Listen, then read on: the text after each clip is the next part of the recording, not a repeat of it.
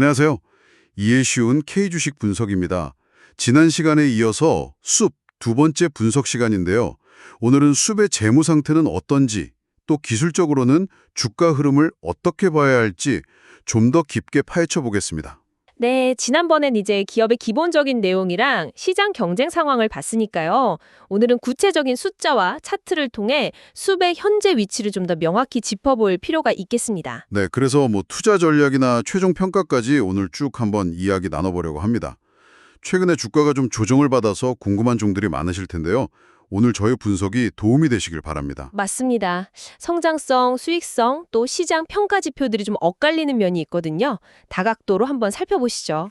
근데 본격적인 분석 전에 꼭 안내해드릴 말씀이 있습니다. 저희가 오늘 참고하는 이 자료는 2025년 8월 20일 기준으로 작성된 거라서요.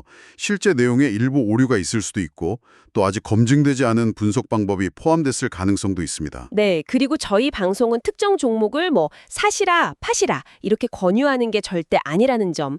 투자는 항상 원금 손실 가능성이 있고 모든 투자 결정과 책임은 투자자 본인에게 있다는 것을 꼭 기억해 주시면 좋겠습니다. 네, 맞습니다.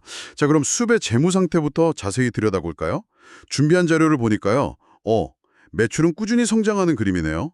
2023년에 한 3,440억 원이었는데 2025년에는 4,700억에서 4,850억 원 수준까지 연평균 한 15% 정도 성장이 예상됩니다. 네, 매출 성장세는 괜찮은 편이죠? 그런데 영업이익 증가 속도는 매출 성장보다는 좀 더딘 것 같아요. 2025년 예상치가 1,260억에서 1,300억 원 정도니까요. 특히 최근 2분기 실적을 보면 이게 딱 드러나는데 광고 덕분에 매출은 작년보다 15% 늘었는데 비용이 들어서 영업이익은 오히려 10% 줄었더라고요. 네, 그 부분이 현재 숲의 재무 상황을 딱 보여주는 지점입니다. 뭐랄까, 플랫폼 자체의 트래픽 성장세는 약간 주춤한데 그 인수한 자회사 플레이드 있잖아요. 거기를 통한 광고 사업이 굉장히 빠르게 크면서 전체 매출을 끌어올리고 있는 거죠. 광고 쪽이 지금 성장을 견인하고 있군요. 그렇죠. 근데 말씀하신 대로 인건비나 광고 수수료 같은 그런 비용 부담도 같이 확 커지면서 영업이익률은 한 26에서 27%, 그 정도 선에서 좀 정체될 가능성이 보입니다.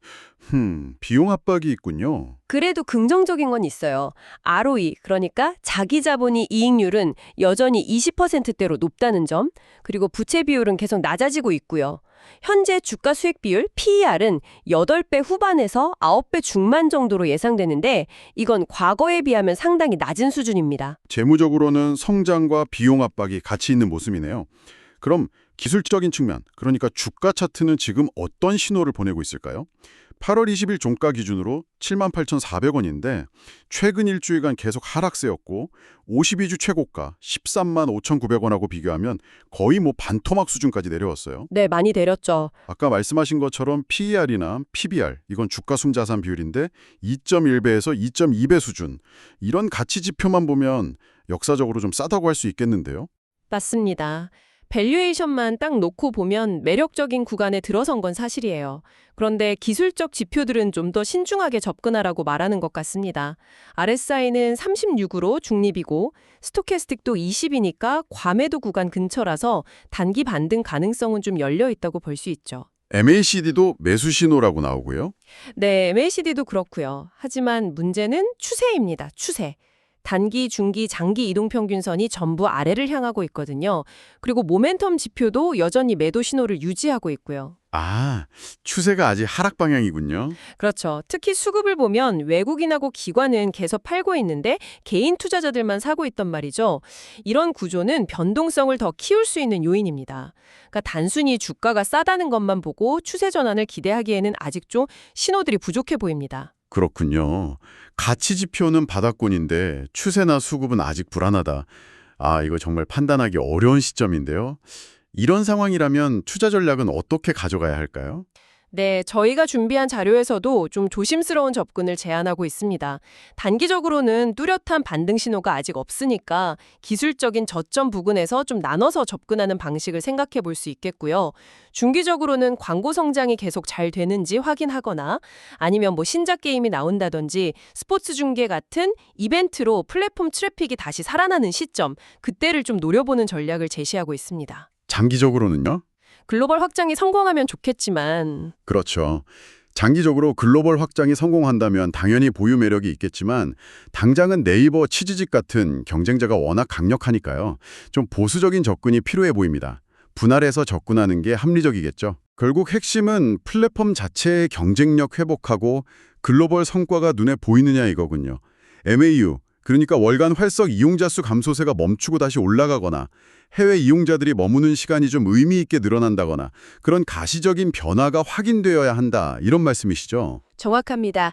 단순히 주가가 싸다는 매력 말고도 그런 어떤 펀더멘털 개선의 증거들이 나타나는지 꾸준히 확인하면서 비중을 조절하는 전략, 이게 유효해 보입니다.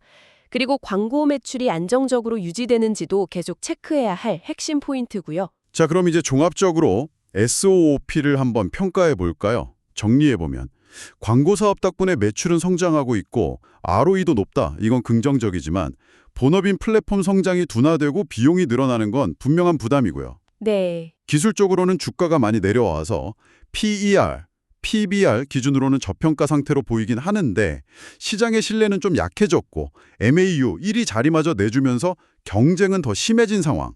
이렇게 요약할 수 있겠네요. 네, 맞습니다. 성장성이나 수익성 자체는 아직 괜찮다고 볼 수 있겠지만 시장에서의 영향력, 그러니까 트래픽 측면에서는 굉장히 중요한 기로에 서 있다. 이렇게 평가할 수 있겠습니다. 결국은 플랫폼 트래픽을 회복하고 글로벌 확장을 가시화하고 그리고 광고 부문이 계속 고성장을 유지하는 것, 이 세 가지가 앞으로 기업 가치를 다시 끌어올릴 핵심 동력이 될 겁니다. 그렇군요. 따라서 지금 당장은 바닥을 좀 다지는 과정이 더 필요해 보이고요. 말씀드린 그런 변화들을 확인하면서 신중하게 접근하는 것이 좋겠습니다.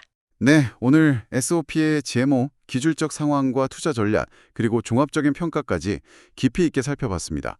광고라는 새로운 성장 엔진을 달았지만 플랫폼 경쟁 심화와 비용 관리라는 숙제도 함께 안고 있는 만큼 투자자 여러분께서는 오늘 저희가 나눈 이야기들, 여러 요인들을 좀 균형 있게 고려하셔서 현명한 투자 결정을 내리시길 바랍니다. 네, SOP의 미래는 결국 이 치열해진 스트리밍 시장 속에서 새로운 이름 숲, SOOP처럼 자신만의 건강한 생태계를 얼마나 잘 가꾸고 확장해 나가느냐에 달려 있을 겁니다. 단순히 트래픽 숫자 경쟁을 넘어서서 이용자들과의 어떤 깊은 관계 맺기라든지 차별화된 컨텐츠 경험 제공 같은 그런 질적인 성장을 어떻게 이뤄낼지가 장기적인 성공의 열쇠가 아닐까 싶네요. 이 점을 한번 생각해 보시면 좋겠습니다.